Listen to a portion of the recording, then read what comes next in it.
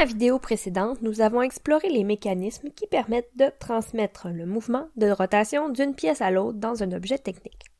La vidéo suivante s'intéresse aux mécanismes de transformation du mouvement, parce qu'il est parfois intéressant de transformer une rotation en translation. Nous étudierons 4 mécanismes différents. La vis et l'écrou.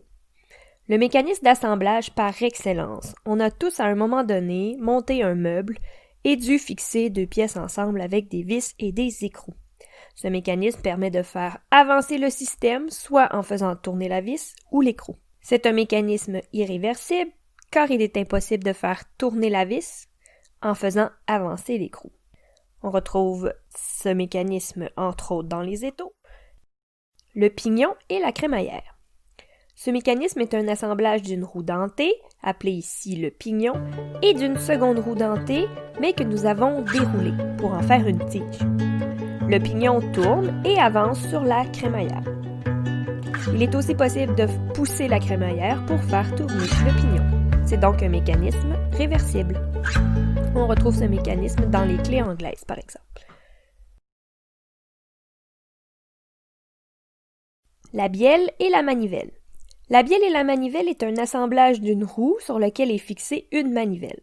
La manivelle est fixée de l'autre côté à un objet mobile par une tige fixe qu'on appelle la bielle, comme un piston, dans le cas de la voiture.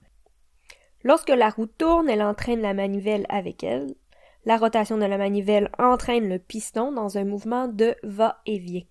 Il est aussi possible de pousser sur le piston pour entraîner la manivelle et la roue dans le mouvement de rotation.